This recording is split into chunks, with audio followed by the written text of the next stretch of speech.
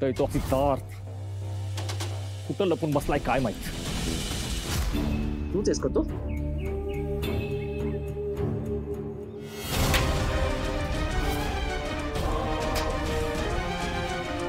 तिकडे माझ्या बहिणीला पळून घेऊन जाणार होता तू. निंबाळकरांच्या घरातल्या पोरीवर प्रेम करत होता तू. हिम्मत कशी झाली तुझी? बघतोय ना, बघतोय काय? डोळे खाली कर.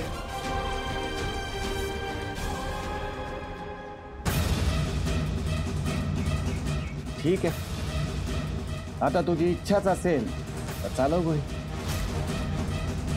पण तुझ्या माहितीसाठी सांगतो, मी इथे आलोय ना ते माझ्या सगळ्या मित्रांना सांगून आलोय.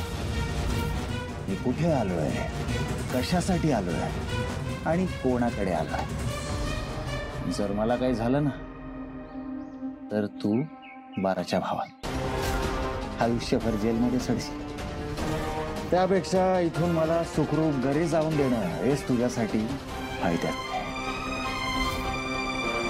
लईच हुशार आहेस रे तू. म्हणून तर तुळजा माझ्या प्रेमात पडली ना. तोंड बंद ठेव, तोंड बंद ठेव. उद्या तुळजाचं लग्न आहे आणि तिचं लग्न सत्यजित सोबतच वाटणार. तुझं मध्ये आला, माझं जे व्हायचंय ते होईल, पण तुला सोडणार नाही. जित्ता गाडी लिहितो. मी काय म्हणतो, एवढी मेहनत कशाला करायची? त्यापेक्षा तुझा माझा दोघांचा फायद्याचं बघूया ना.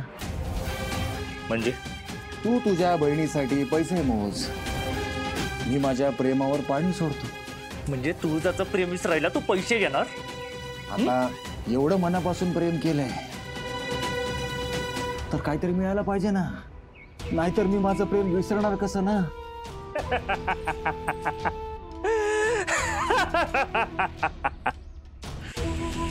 लईच नीच माणसावर प्रेम केलं तुळजन.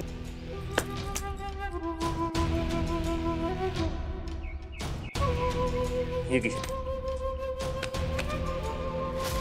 एवढेच, एवढ्यात काम होणं कठीण आहे. जीवापाड प्रेम करतो आम्ही एकमेकांवर.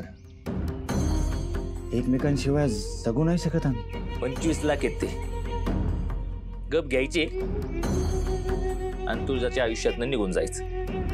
तुळजा तुमच्या घरची इज्जत आहे आणि तुमच्या इज्जतीची किंमत फक्त 25 लाख.